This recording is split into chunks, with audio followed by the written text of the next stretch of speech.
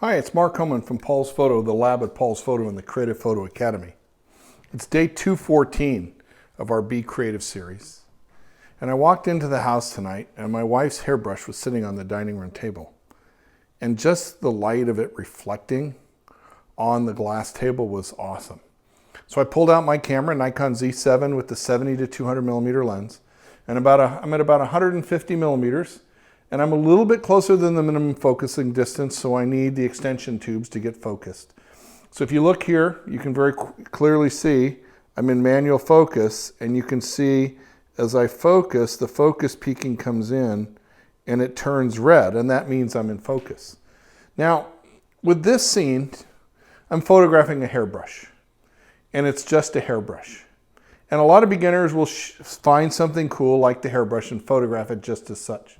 What I'm going to do is I'm going to zoom all the way in here to 200. I'm going to get a little tighter on it.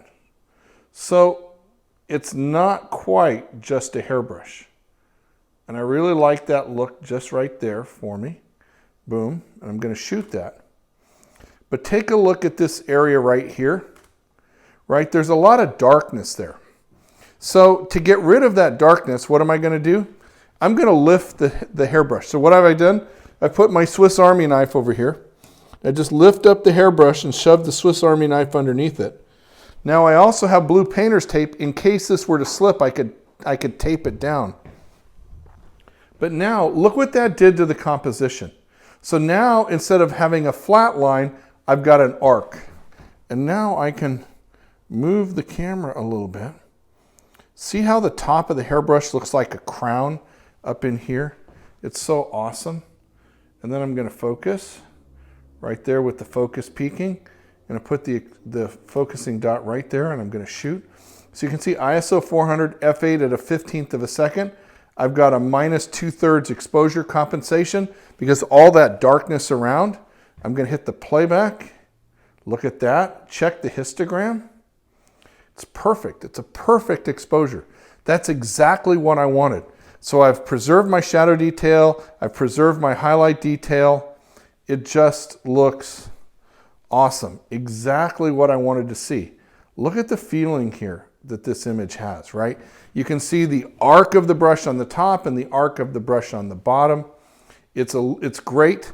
Now, I'm not quite happy with this light right there. So what am I going to do? I'm going to take my light source and I'm going to move to the left just a little bit. And this is the advantage, gang, of using artificial light so that I can move the light just a little bit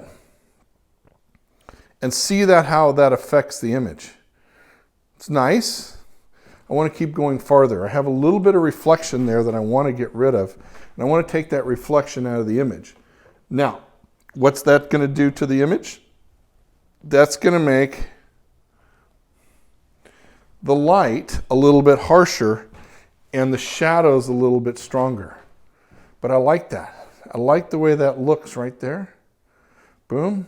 I'm going to shoot that just like that. And now we're being creative. We're taking control of the image. That's what Be Creative is all about. Finding ordinary subjects and coming right in tight. Look at that right there. Boom, right? Using ordinary subjects to create a fun image. And whether I'm going to print this in color or black and white, I haven't decided yet. But that's the power of using the camera, using the creative tool to do something interesting from a hairbrush. How cool is that? Mark Homan from Paul's Photo, the lab at Paul's Photo and the Creative Photo Academy.